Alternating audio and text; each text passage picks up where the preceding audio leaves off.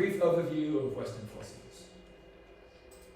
Okay, so we started. So everyone prior to Socrates is just called the pre-Socratics.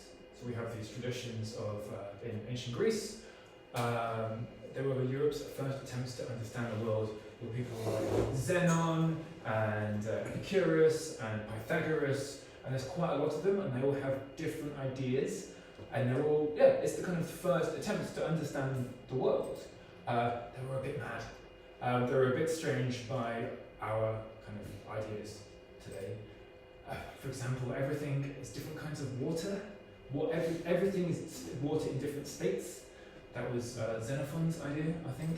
Also, time doesn't exist. That was another idea that was quite prominent, which is a difficult sell. But they had some very interesting ideas, like the idea that if you fire an arrow towards a tree, the distance halves, and the distance halves, and the distance halves, and the distance half, and the distance halves. But that means it can never hit the tree, because the distance between the arrow and the tree is always halving. So how does it hit the tree? Yeah? Good question. It wasn't until we kind of got down to some very fundamental physics that we managed to answer that question. You never no man steps in the same river twice, those kind of ideas. Actually, an engineer would say that it gets so close to the tree that the difference doesn't make any practical difference. But somebody was going to half the distance. It's not until you get down to what we call Planck distance, which is the fundamental distance in the universe, that we really can explain why it finally crosses that final distance. So it was a bit strange. Like, time doesn't exist is a very strange argument. But they also had some very good ideas, like atomism, which is the very first idea. So we're talking kind of 500, 600 BC, were the first people who came up with the idea that everything was atoms, which is amazingly far-sighted. And also Epicureanism, which now has a reputation for being self-indulgent eating, but actually is a very lovely philosophy about how the most wonderful way you can spend your time is in a garden with your friends, eating sensibly, drinking some nice drinks, and talking. It's a really lovely philosophy. So yeah, it was a bit strange, but there's also some really nice stuff in there. Were there any notable philosophers, or did we get the impression that really these were just lots of ideas floating around? Yeah, there were notable philosophers, like Pythagoras Right. was first and foremost a philosopher. He also did lots of stuff in maths. So there were definitely particular philosophers. So it wasn't just that there were ideas floating around, but it's just today what we discuss about it as kind of like one big kind of like melange of different ideas that were kind of bubbling away, with no one person really taking kind of a strong point. But they were just there were some interesting ideas, but none of them really came to the fore. Pythagoras, though, is a very interesting guy. He believed that the story with Pythagoras is that he hated beans so much that when he was being chased by people who wanted to kill him, he got to the edge of a bean field and refused to run across the field of beans. So he waited beside the field, the people found him and killed him because he was so scared of beans. So again, it has been. Sorry. I don't know. Anyway, and that was just known as the pre-Socratics.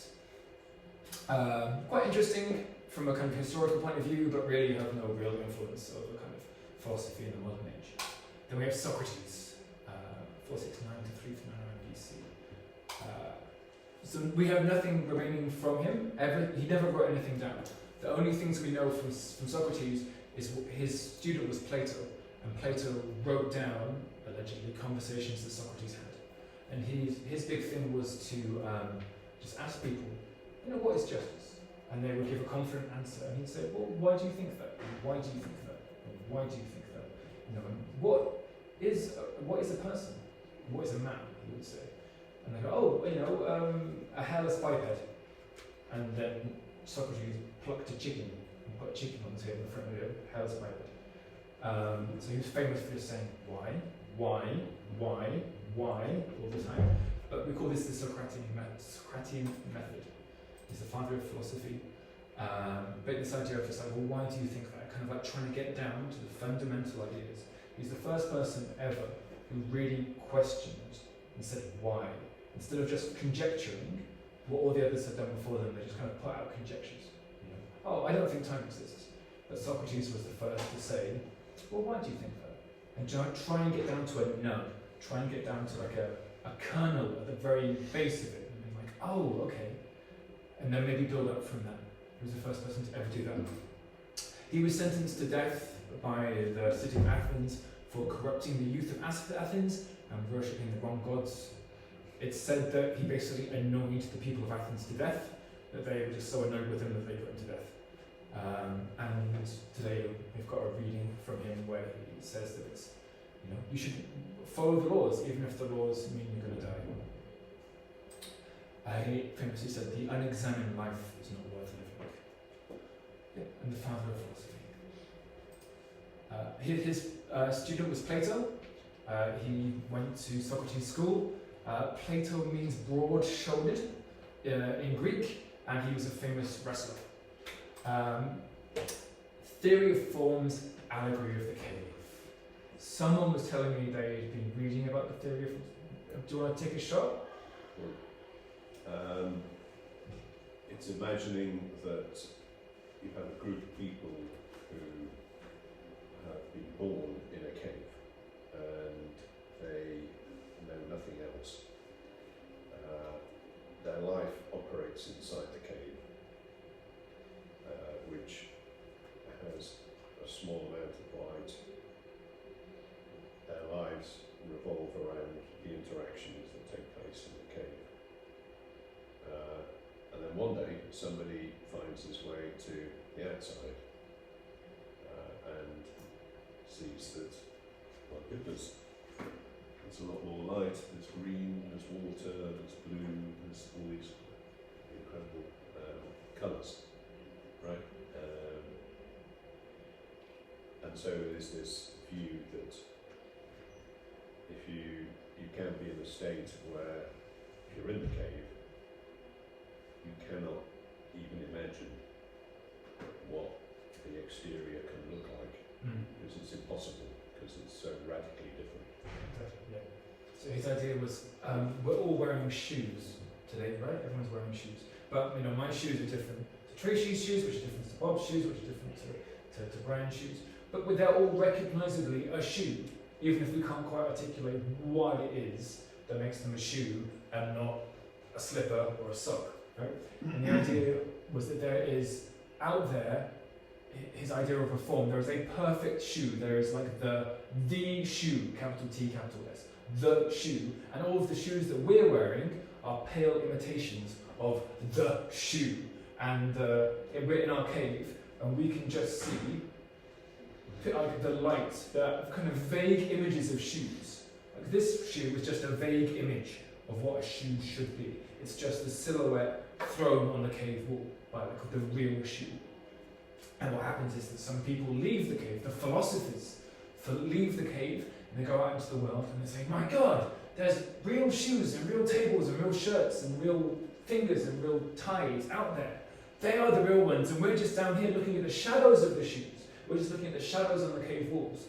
And so the real philosophers leave the cave and go out to the world, and they see the real shoes. Also, we have lived in one cupboard, sometimes with our friends. My friends? Everything we are thinking, or the other or traditional, we have lived in our cave, small cave.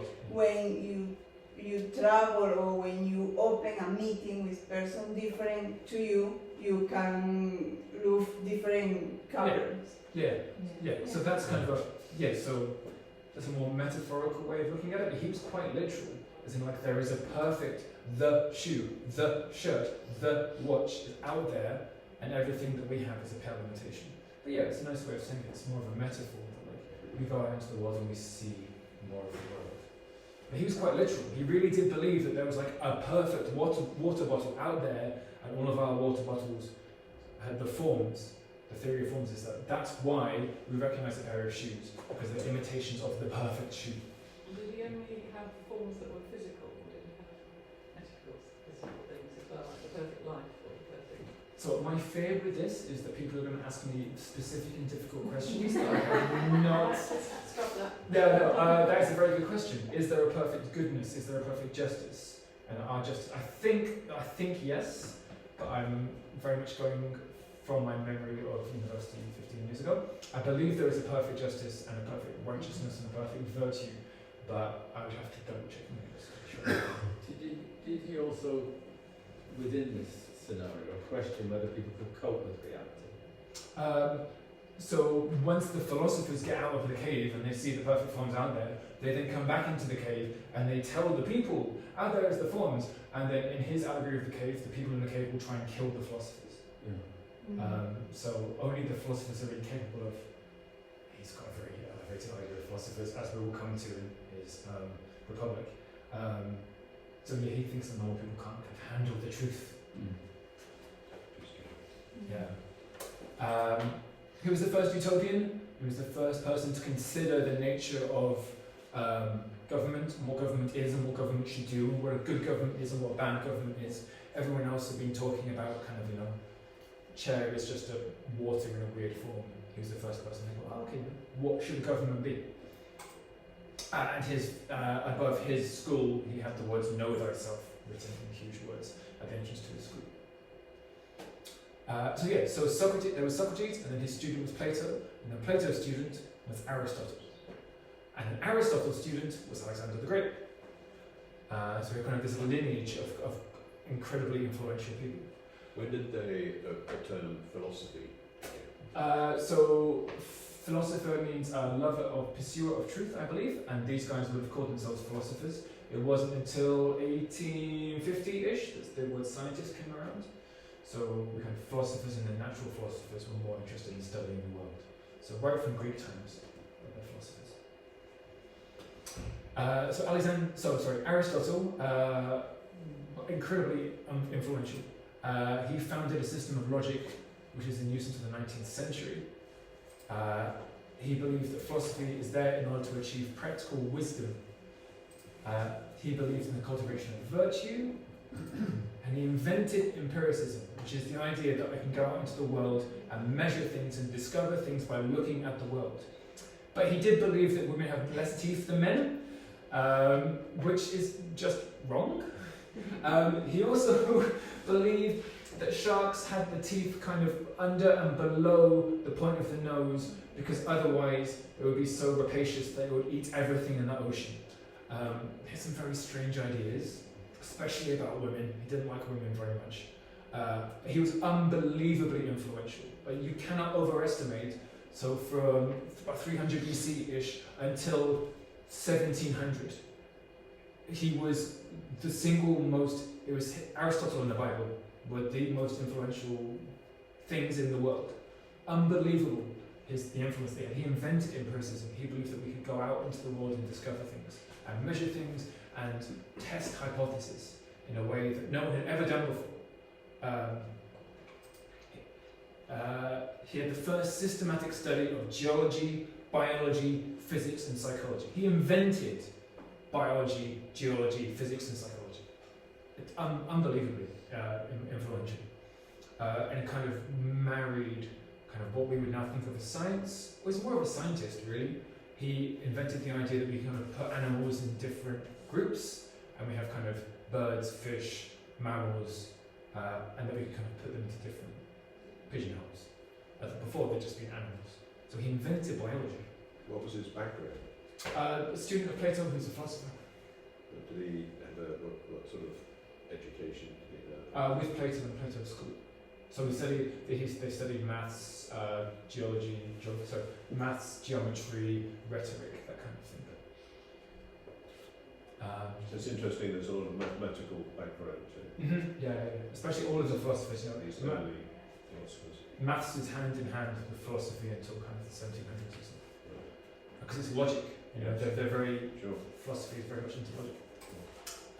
Okay, so then we have basically the year 300 BC to 1650, where I would argue it's not philosophy, I would argue. It's more theology, discussion around Christianity and God. I mean, there are lots of people thinking and writing things down, But it's philosophy until then has kind of been like, well, why and how can we get better and why do you think that? Whereas this theology, for this kind of almost 2,000 years, it's just around discussions around Jesus and the Bible and interpretations of the Bible. So I would say that this is not philosophy, this period. In the same way, controversially, I would say that Buddhism and Hinduism are not philosophy. I would say that they're theologies, which are fine and wonderful and interesting. I would say that philosophy is a particular tradition of European self-referential thought. So I would say that this stuff wasn't philosophy, this was theology. So it's a development of a Christian theology. You know, what did Jesus mean for this? What does it mean to have a Trinity, etc., etc. I say all the answers to everything in the world are in Aristotle and the Bible, and it's up to the smartest people to find those answers. But there were things, there was the ontological argument, which we did last week. God is the greatest thing that you can imagine. Something exists in reality is not as great as something exists. No, something exists in imagination is not as great as something in reality, but we've done that last week. And Occam's razor, which I should assume, at least someone will know Occam's razor? Very, very, very helpful, incredibly helpful thought tool. If you have a scenario and you have two explanations for why that is, for example, I don't know, there is a empty water bottle in the bin. I have two possible explanations. One, someone drank some water and threw the bottle in the bin. Two, a series of ants broke apart parts of a water bottle and reconstructed the water bottle in the bin. I have two explanations. Occam's razor says you should always go for the more simple of the two explanations, which is an idea which gets repeated a lot, and it's very, very, very useful in your kind of thought and trying to make decisions about the universe, for example. I was listening to a podcast this morning about UFOs and UFO experiences, and for me, Occam's razor, we either have aliens coming to Earth, not properly communicating with us, and then doing weird stuff, or we have a couple crazy people. For me, Occam's razor says we've probably got a couple crazy people. So it's just it's a tool for thought. It's not guaranteed because sometimes it isn't the easiest explanation, but if you have two explanations and they are the same, or they kind of work the same, then you probably want to go for the simple one. And this is used all the time. It's a nice thing to have in your pocket when trying to make decisions. Occam's razor. Yeah, okay, so then, nothing happens for almost 2,000 years. And then, Descartes, the father of modern philosophy, invented rationalism and modern skepticism. So the idea that I can understand things about the world, that I don't need to rely on the Bible, that there are other authorities other than Aristotle and the Bible. He looked for answers outside of the church, and cogito ergo sum. We've already had discussion about him, but yeah, so he's the father of modern, Socrates would be the father of philosophy, and Descartes would be the father of modern philosophy. Hugely important in Renaissance maths and science, which is all a bit over my head. After that, okay, we're going to get into some political philosophy. Hobbes, 1588 to 1647. Social contract theory in a book called The Leviathan. Jenny, does it ring a bell for you? Yeah. Have you ever read The Leviathan? Tried to. Awful, isn't it? Yeah. Without government, our lives would be solitary, poor, nasty, brutish, and short. Hobbes has this hatred and fear of the world before government. He believes that we led these miserable, terrible lives, and then we developed government, and it saved us. So we have a contract with the government that curtails some of our freedoms, and in return saves us from our more base and animal selves. He believes that we're innately awful, and that if we are allowed to express ourselves, then we will be awful to each other. So we have a contract, the social contract, with the government that we will give up some of our rights, you know, our right to take off our clothes, our right to fight and swear and kill, and in return for giving up those rights, our contract is that we will then have some safety and security. But it does rely on this really, really negative view of humanity. Anything better than savagery of Stone Age. Sorry, anything better than savagery of Stone Age is legitimate. So basically, the government can do what it wants, according to Hobbes, as long as it fulfills its job of keeping, you know, looking after us, basically. Does that sound about right, Jenny?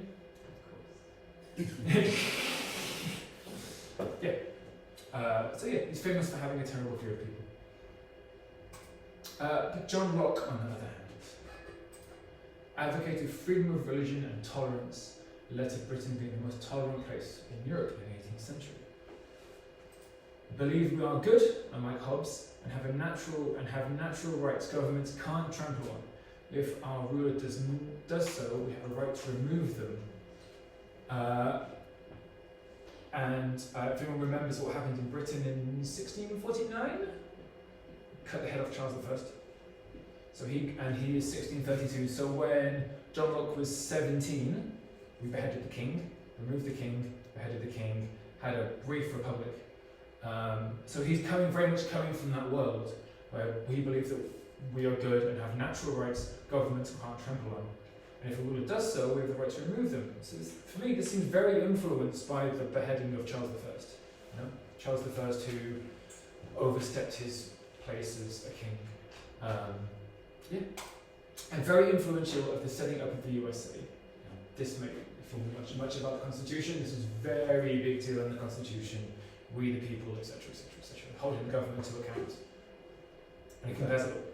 Britain being the most tolerant place in the 18th century in Europe, isn't it? Yeah. So based on what? Based on the book that I read. Is that just an opinion? Or I mean, so we're looking at 18th century, so it'd be Napoleon and the Prussian Empire. I was reading my book of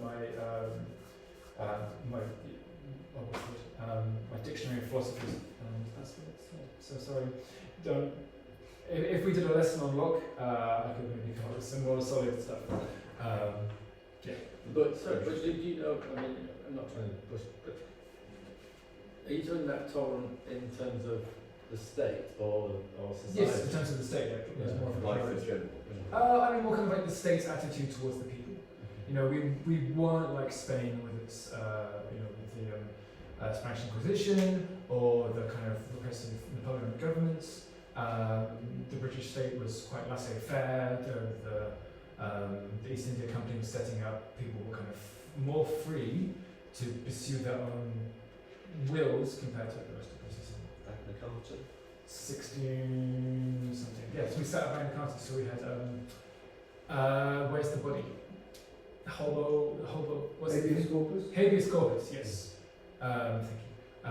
Habeas corpus, which is the idea that you can't just throw someone in prison without reason. If you put someone in prison, habeas corpus, where's the body? You have to tell me why, and you have to give them a reason for it.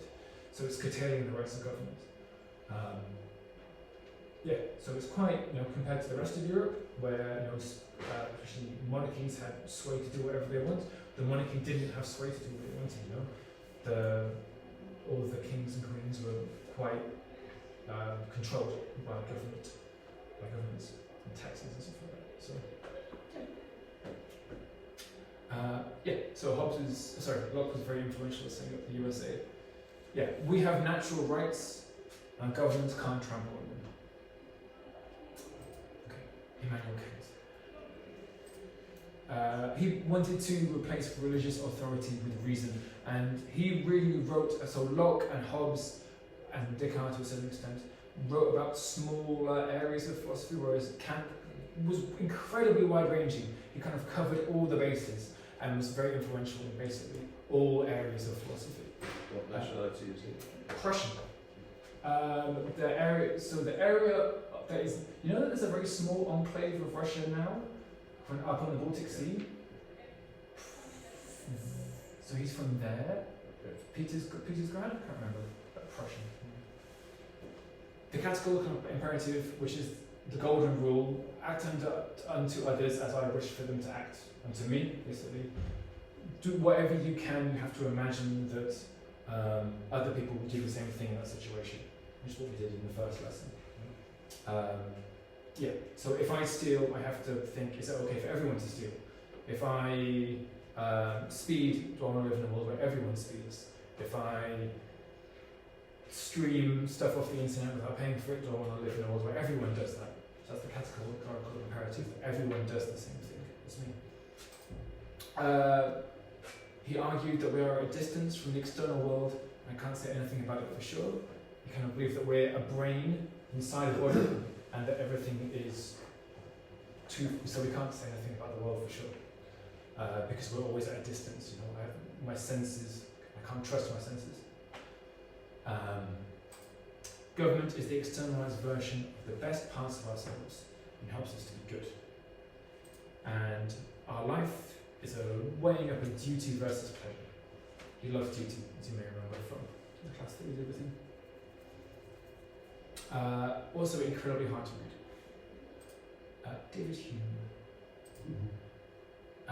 So he believed that rationality doesn't work, that you can't argue anyone into anything, what me and Bob were saying before the lesson, and therefore in order to be good people we have to strive to control our feelings. We have to try to cultivate good feelings, and if we cultivate good feelings then we will behave well.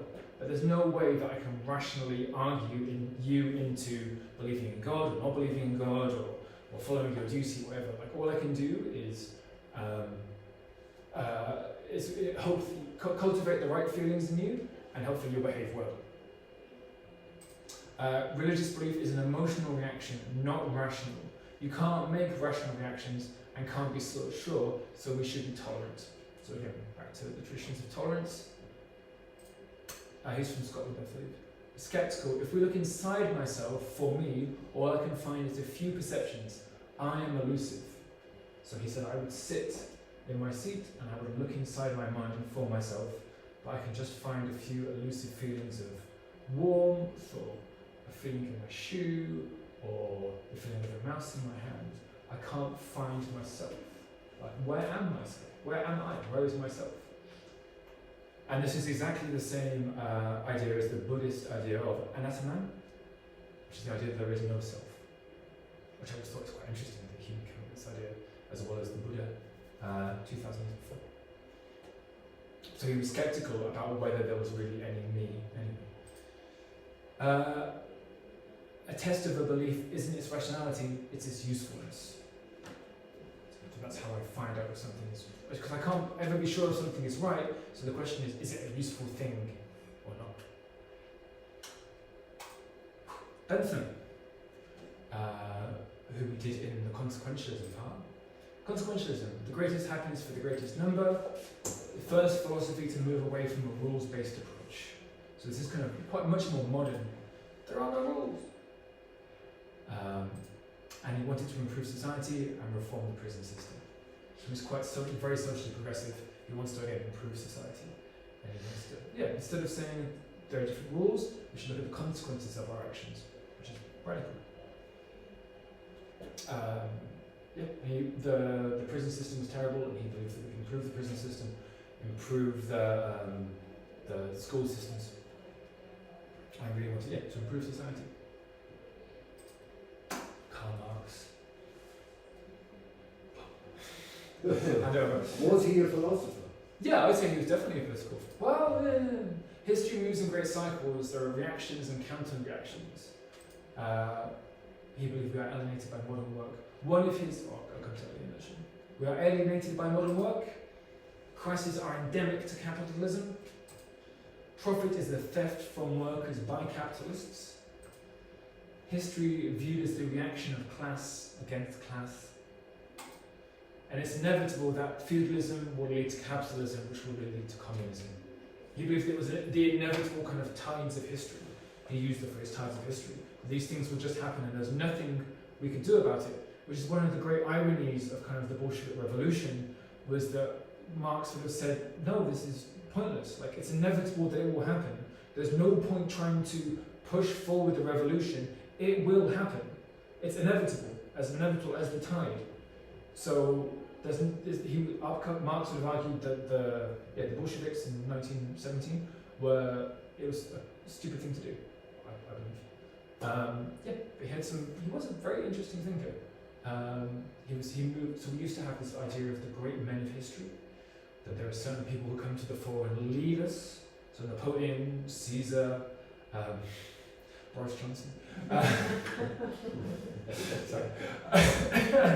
the history is led by these great men of history. Women.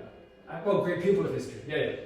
So we used to have this idea that the history was led by the historically great men, but certainly great Thatcher, the great people of history.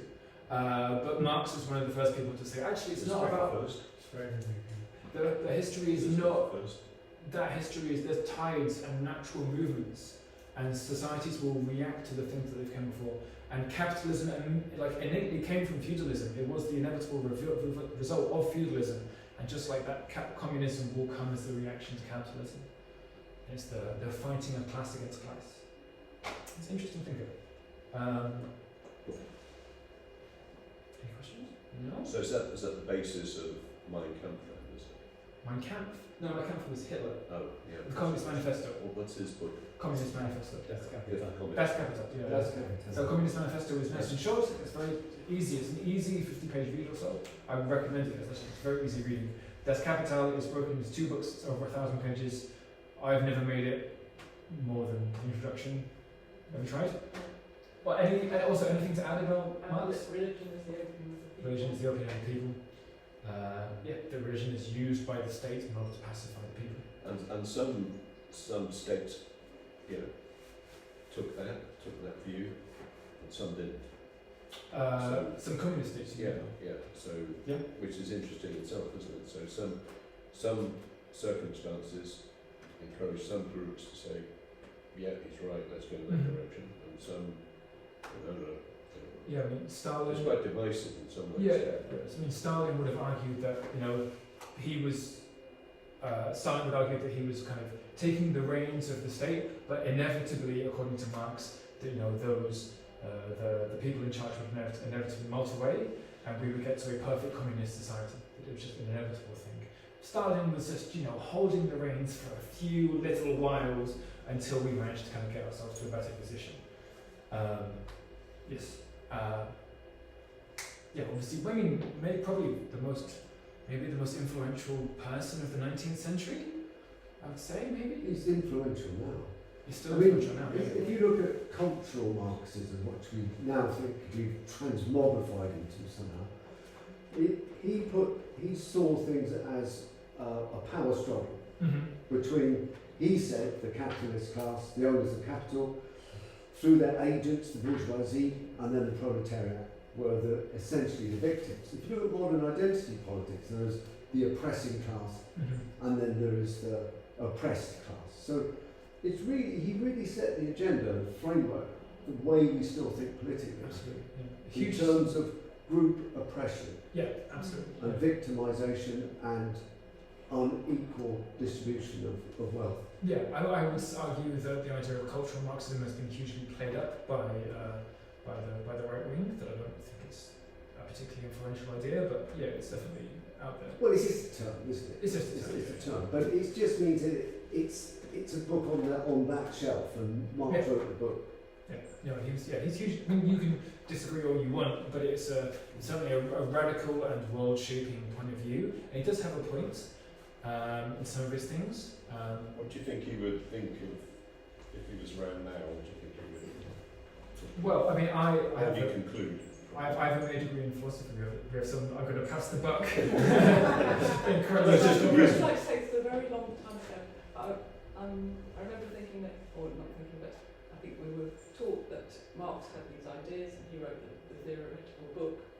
It was Engels who actually took it into what became the Soviet Union. Marx would have disapproved of, as we say, the revolution and many other aspects of the oligarchy and everything that was set up there. Much more of a flatline hierarchy in his conception. Yeah, and communism should be a kind of almost almost what we would refer to now as an anarchist state, in that there should be, communism is the process of getting us from a capitalist system to a kind of a flat system, without leaders, where everything is kind of decided in a group. I think I might say that. So yeah, no, Marx would see nothing to approve of, certainly in any of the communist states that have ever existed. It's interesting because I was aware of this for many years, but it's interesting that what's happened is you've now got individuals who are wielding more power than some states. You know? And that's through capitalism.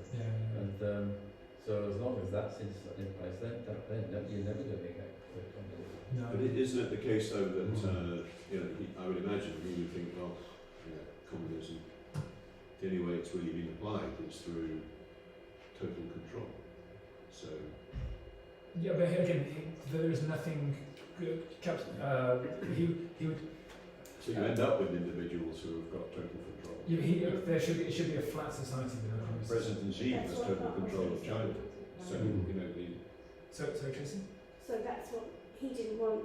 He wanted flat control, didn't he? He didn't want one. But again, I don't know how much want comes into it. I'm sure it does to an extent. But Marx saw this as he looked back at the fall of feudalism, which had turned into kind of like the Industrial Revolution in England. He lived in London. He was seeing the Industrial Revolution, and he kind of watched the fall of feudalism turning into capitalism, and he kind of said, well, what's going to happen next? And he said, well, okay, well, inevitably we're going to turn into a kind of a flat state without leaders. He did not believe in leaders. He did not envisage or want, in any sense, Stalin or Xi Jinping. It's a lot easier to look backwards and analyse than it is to look forward. Sure. And obviously, looking forward and making predictions about the future. But it's interesting looking back. Based on, absolutely. This was his view back in the middle of the 19th century, and here we are. We've seen examples, and it's not played out as we expected. No. I think he does have a very interesting point of view, but no, it has not played out like he said it would do. But then, giving him the best possible view, maybe we just haven't given enough time. Maybe we will turn into a completely flat society without leaders. Give it another 200 years, giving him the best possible with view. one leader.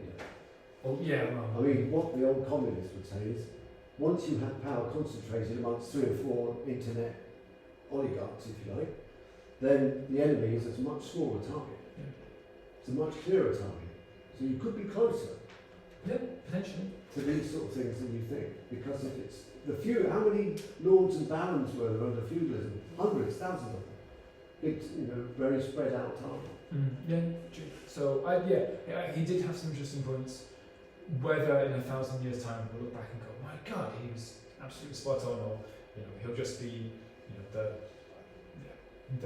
fuel for communism. We don't know, but certainly he would not have approved of Stalin or Xi Jinping or Pol Pot. Absolutely.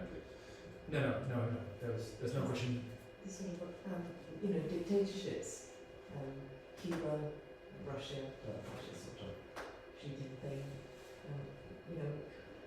How do you think he would have reacted to that? He would have been completely against them. He would have been completely against them. He would have seen those as kind of authoritarian, taking over of a genuine people's revolution. He argued that we were going towards a flat society. So something like Stalinism, with its complete control and dictatorship, would be completely antithetical to what he. Again, I'm not sure about the word wanted, but what he believed was bound to happen. Do you think communism, makes that more likely than say capitalism? We're probably going above. Oh, okay. What makes what more likely? Well, a communist system. Makes what more likely? Dictatorships. Well, no, he wouldn't have to say.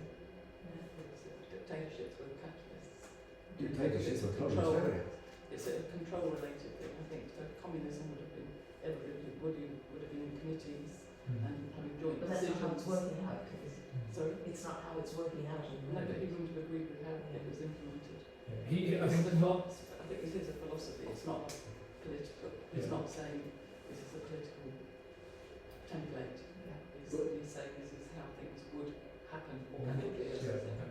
was he a philosopher who was a little bit short-sighted in terms of human nature? In Yes. as much as Yes. he didn't appreciate that some of the pigs will always want to walk on two legs and sleep in the beds, you know. And I think communism can only stands a chance when you've almost got unlimited supply. When you've got limited supply, it has to be controlled. Places like Russia, where you've actually got, it's a huge country, massive, but it hasn't got masses of resources. So we will fight over scarce resources, essentially. Yeah. Again, Marx believed this was an inevitable rolling of history, that the tides of feudalism will come back, and the tide of capitalism will come back, and the tide of communism would come forward. He believed that it was the inevitable workings of society. He was almost more of a sociologist in a way than a philosopher. But you typically end up with, you know, the leader of any nation, whoever that is, saying, well, my nation is the most important, you know, and its future is the driving force. And therefore that becomes the dominant feature in whatever system is operated. But communism would destroy the boundaries of countries, and we would all see ourselves as the proletariat, people who have overthrown the capitalist bourgeois class, and part of communism would be a complete destruction of borders. There would be, I believe, there would be no countries within communism. I believe I'm right Maybe saying. you couldn't see the option then of having a state where that wasn't, you know, overthrowing the bourgeois group or anything. It was just a system that had developed and protected by its own army that then is sustained, and, you know, still a small group of people who have the ability to control everything and stop any other change happening because of strength. I mean, that's essentially what happens in China, Russia, just, you know, North Korea. Therefore, how do you ever change that? You know, revolution almost becomes impossible, isn't it? It's complete control. Yes. I mean, I guess whenever that happens, there will be a revolution by the people, overthrow the government, and then set up a kind of a more flat system. Well, they said that Marx always thought that it had to be international or nothing. Right. Yeah. He thought that the nation state was really the enemy, Yeah. and the internationality and all the stuff that happened after. Well, the Soviet bloc, right? That was kind of more or less international. The Russians and the Kyrgyzstanis and the Uzbeks and the Ukrainians were all part of one kind of greater. What was the full name? CCCP? No. USSR. Sorry. USSR. United Soviet. So it wasn't successful, though, was it? It was not. Yes, we can all agree it was not successful. Yeah. It wasn't what he envisaged. No, because it was controlled by central bureaucracy. Yeah. Same thing. Well, maybe until introduced Tom will look back. Nietzsche with the message. God is dead, and it is we who have killed him. Now, he didn't say this as a good thing. Nietzsche was not celebrating the death of God and the fact that we've killed him. Nietzsche really was terrified and mourning the death of God. So this should be kind of said with alarm and fear. God is dead, and it's we who've killed him, in a kind of like terrified manner. He really is kind of the first of the existentialists, who we'll come into in a second. He believed how important it was that we face our real desires, and that Christianity is weakness. It is a slave morality, and the Christians developed it because they were praising not what they wanted, which were things like power and sex, but what they had was meekness and chastity and forgiveness. So he believes, he defined Christianity as a slave morality. He hated Christianity, and believed that it moved us away from what we really desired. He said, live dangerously, build your cities on the slopes of Mount Vesuvius. He was an incredibly radical thinker. I think I think he described himself, I am dynamite. He wanted to be this incredibly explosive force. One of his books has got a section. I'm just going from memory. It's chapter 1 is why I am so important. Chapter 2 is why I write such fantastic books. Number 3 is why I am so influential. Chapter 4 is why I will.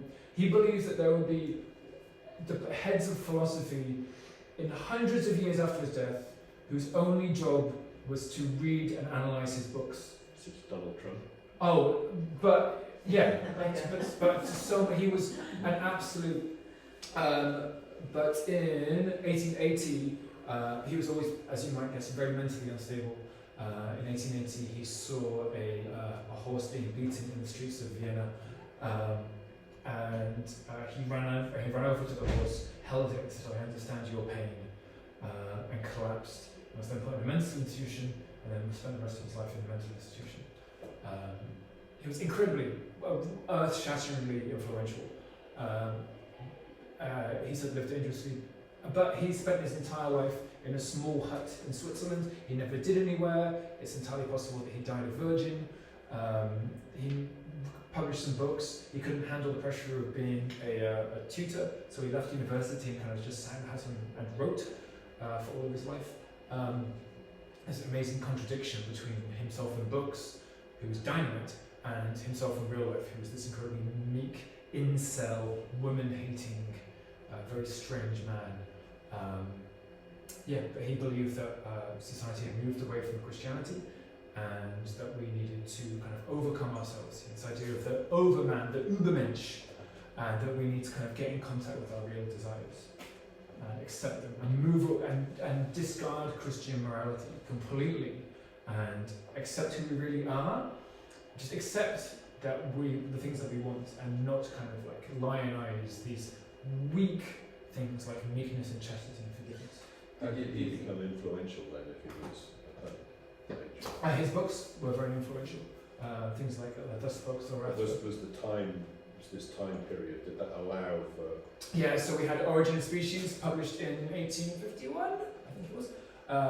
And he's kind of coming out of this world where evolution is being discussed, where feudalism has collapsed, we have the Industrial Revolution, the whole world is changing, and he's articulating this idea of like the world is changing. God is dead and we have killed him, and we're going to have to kind of build our own morality over the kind of carcass of God.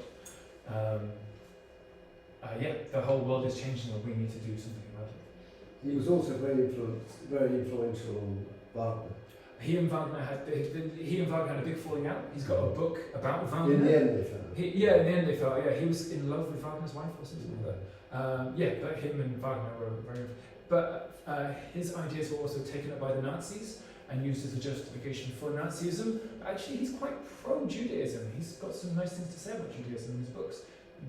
His books were changed by his sister to become more anti-Semitic. Actually, he wasn't at all. And part of the reason he fell out with Wagner is because Wagner was incredibly anti-Semitic and incredibly pro-German. And Nietzsche didn't like Germany, spoke specifically about how much he disliked Germany and how much he liked the Jews. And that's why he fell out with Wagner. But all beliefs are open to misinterpretation, abuse. Abuse. Nietzsche's sister actually sat down with his books and rewrote sections to make them more anti-Semitic and more pro-German, so they were kind of more palatable. But this idea of the Übermensch, of being the overman, the overcoming your meekness and being your full self, was very influential to the philosophy behind it. You had this idea of a superhero, didn't you? Yeah, that's the Siegfried. Siegfried. But do you think that he thought he was a superhero, or he wanted? No, he didn't. No, he believed that. That he did not believe he was the Übermensch. He believed that maybe one or two had been born, but like more or less they did not yet exist, and that they would come in time. Once they did come in time, they would kind of grow in strength and influence. And that we will maybe live. Maybe we'll see some in our lifetime, but no, he didn't believe he was doing it. No. But we should all strive to be the Übermensch. He had this idea of amor fati, which is the love of fate, which is the Übermensch, the perfect person, the overcoming person, will live their way in such a way that they look back on their life and they wouldn't want to change anything. They'll have no regrets because they will have lived their life so kind of perfectly. not regret anything.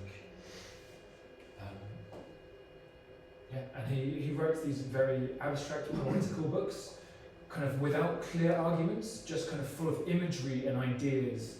And they're quite beautiful, but like they can't follow a logic. It's just a story.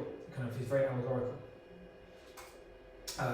There is no meaning in anything except what we give it.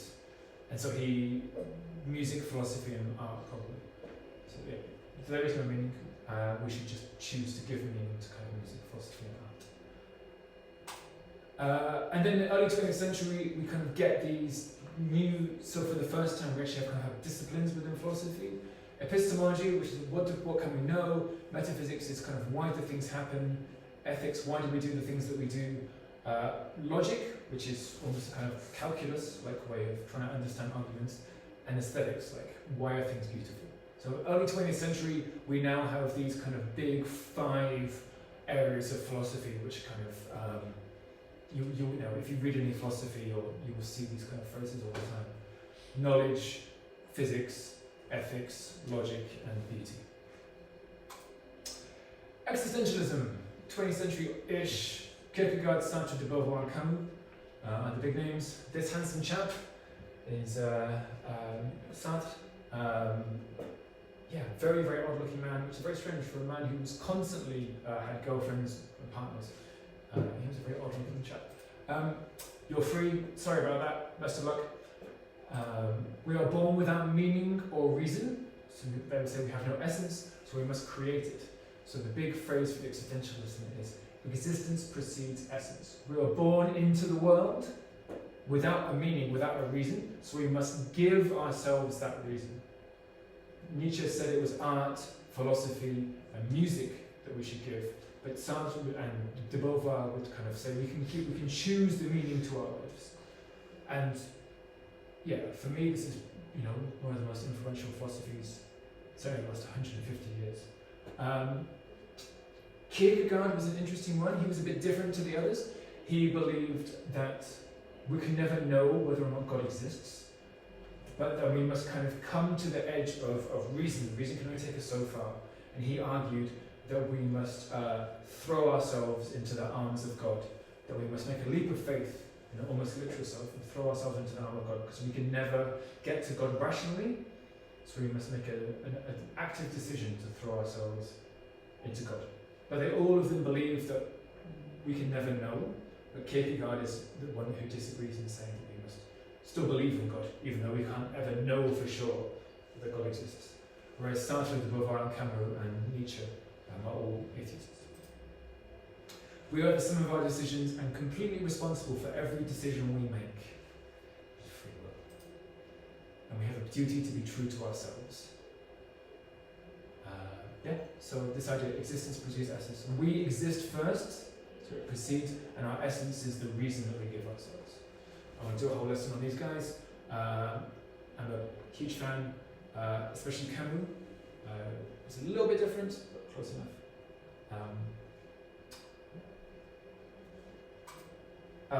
We make a jump towards or away from God, because we can never get there rationally. And last but not least, postmodernism. Sorry, what did you mean? That last, what was implied by that last statement? We make a jump towards or away from God. That we can't maintain a position there. We can never know for sure. So Kierkegaard would say that we can get as close as we can through rational discussion, but in the final moment, Kierkegaard would say that we have to make a final leap towards God. Make a choice. Make a choice. I have to have a choice in either direction. Whereas Sartre, they would all say that maybe a kind of soft form of agnosticism, in that we can't be sure. And Kierkegaard would say, well, we can't be sure, but we should make a leap towards God anyway. And the others would say, well, maybe if we can't be sure, we should make a leap away from God and kind of bask in our own atheism. Which I think is very influential in the 20th century. I mean, Sartre was an incredibly influential 20th century philosopher. Postmodernism. This has been the most difficult to research and pin down. Sine patent beep. Modernism. was the idea that we can be better. Postmodernism, are you sure?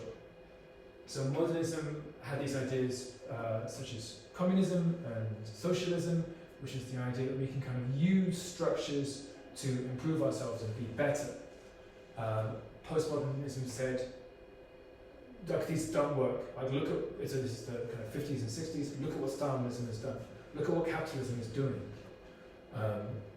Like, are you really sure that we can use these structures to be better? Postmodernism is all about trying to step back and look at the structures around which we build our lives. For example, Cineparty people, this is not a pipe.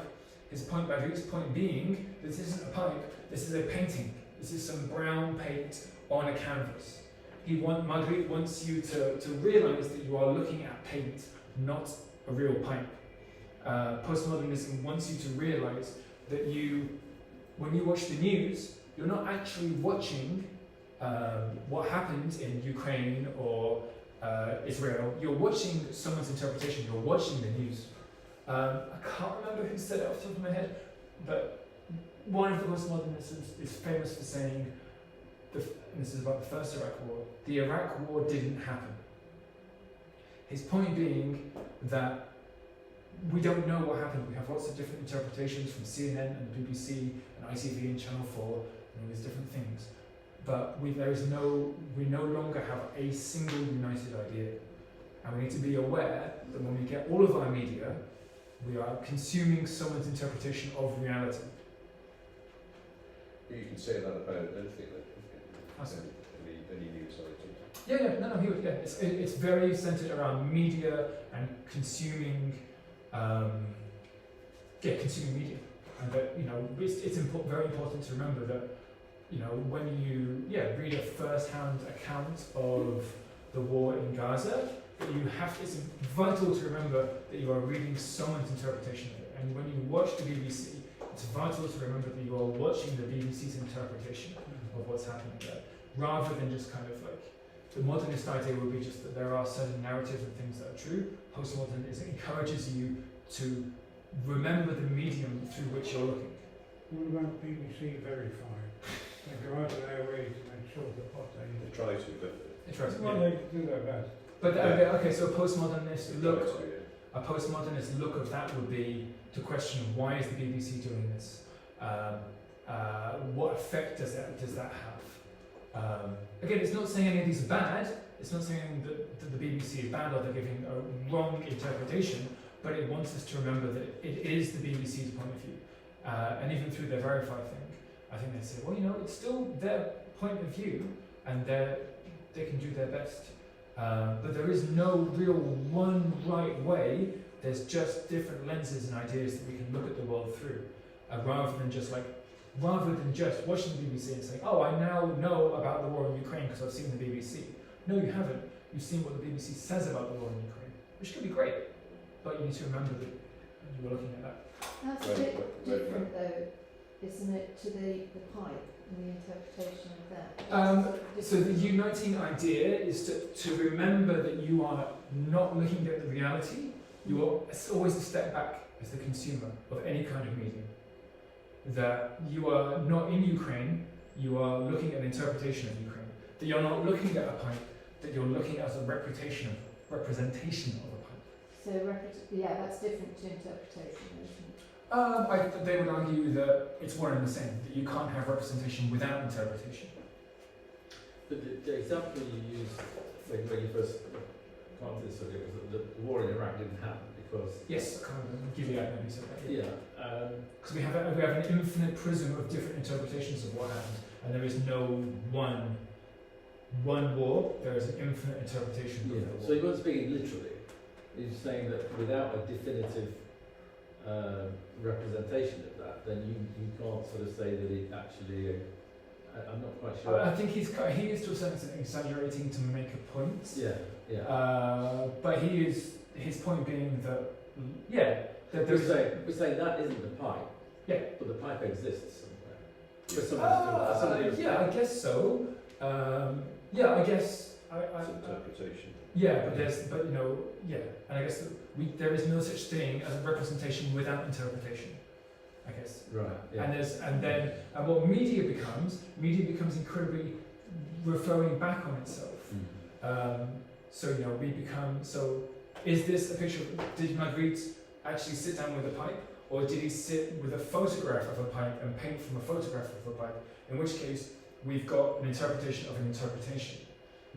When you get media, are you getting the media, or are you getting kind of what has already been, I mean, so we had the war in Ukraine, and that went through a director's choice to show certain things, and then that gets passed on to the BBC, and the BBC pass it on and it has to go through probably some editorial stuff, and then finally I'm getting it. So I've got this kind of repeated interpretation all the way along. And I think that I'm seeing Ukraine, but I'm not. I'm seeing the editor's view of what the director said the cameraman should then do.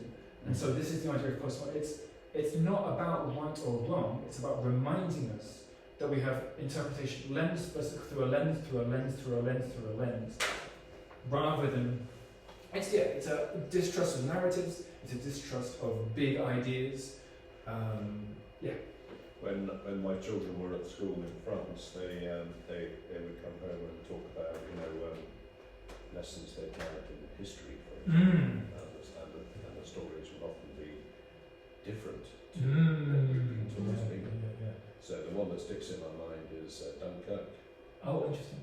So Dunkirk is always kind of regaled as some amazing feat in this country. You know, we saved all these people, all small boats.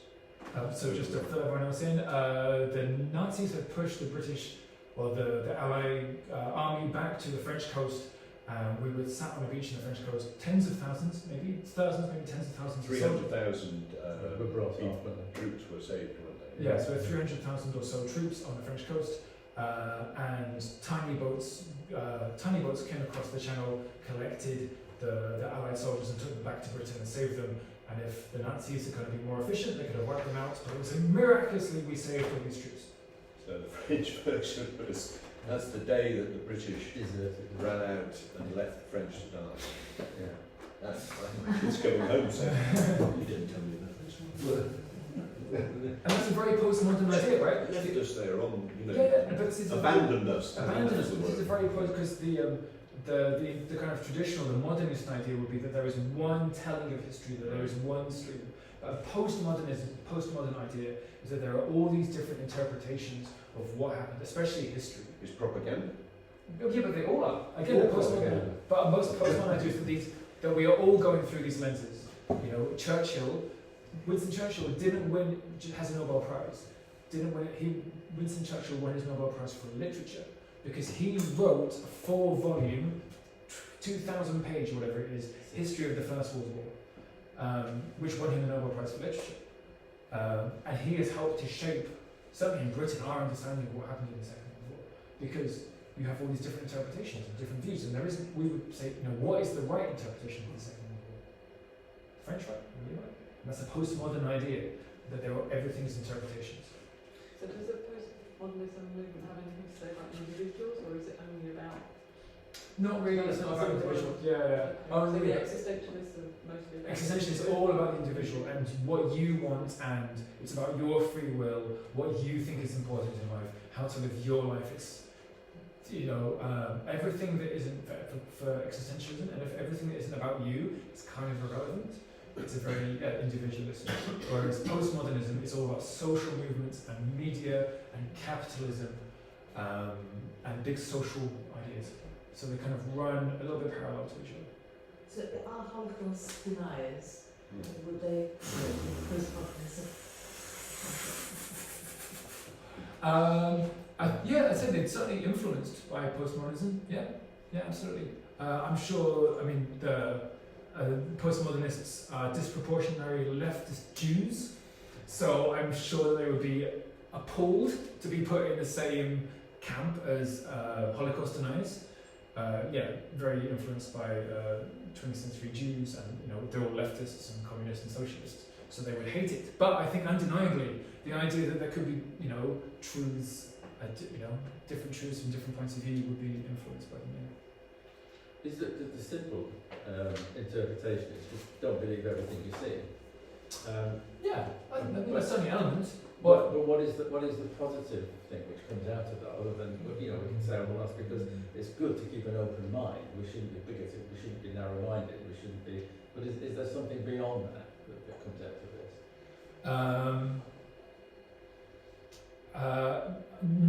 Really, not that I've come across. It's a wide-ranging philosophy that goes all the way from capitalism to aesthetics to media. It's still in existence. I'm not.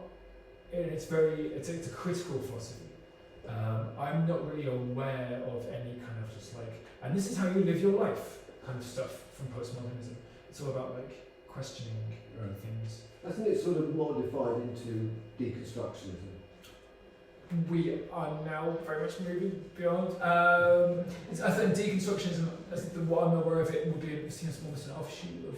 It is an offshoot, Derrida and all that. Yeah. That basically, if you learn to take things apart with a good sense, then you will see more clearly what the truth of it is. And to be inquisitive. We Yes. sort of But you need the right intellectual tools. We're back to Socrates. You need the right intellectual tools. I mean, that's Plato's perfect pipe, by the way. Yeah.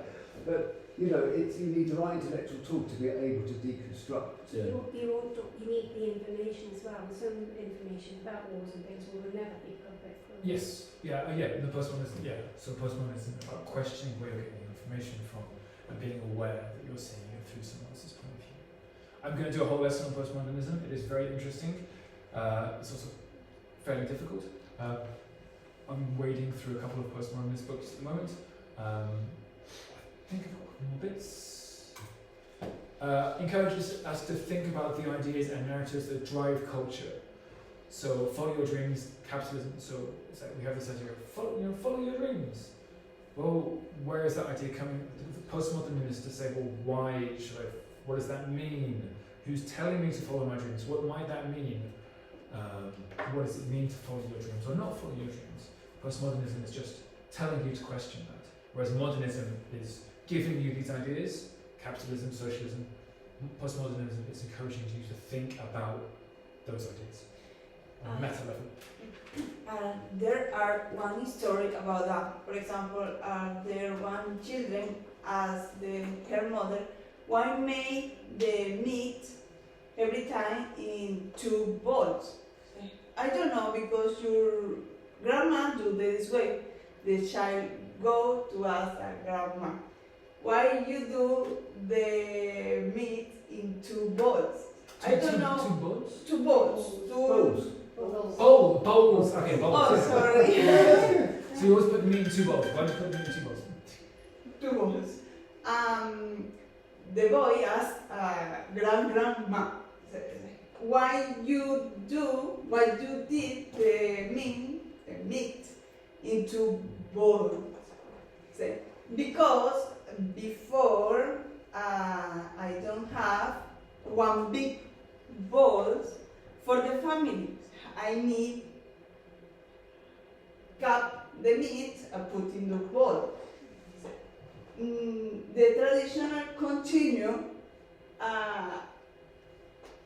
without questioning sense, because now the man have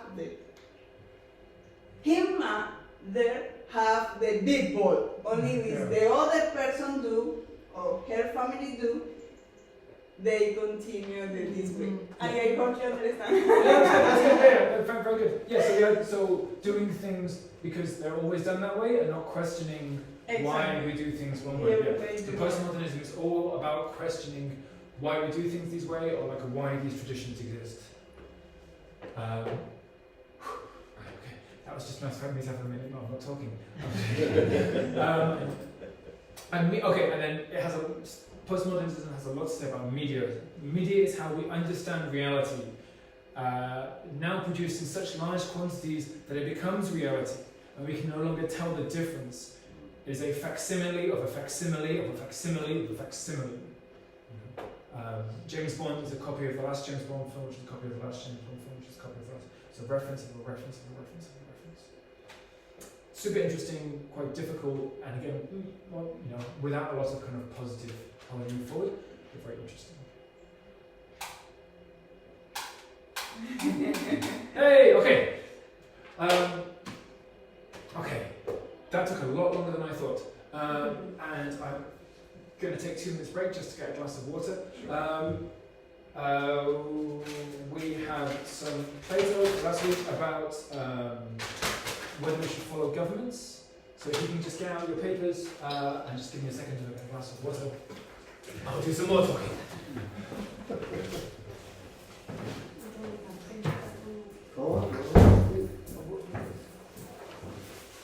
This must be, it's in my carrier bag. I like his justification for why he didn't drink, why he did drink the hemlock. Did you get that?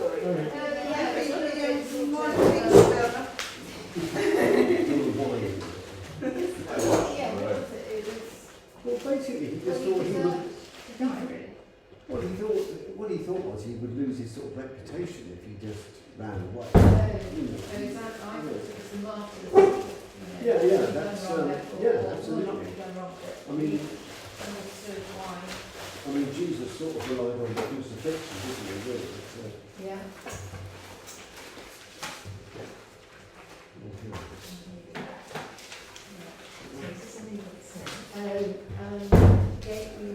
Given it last week.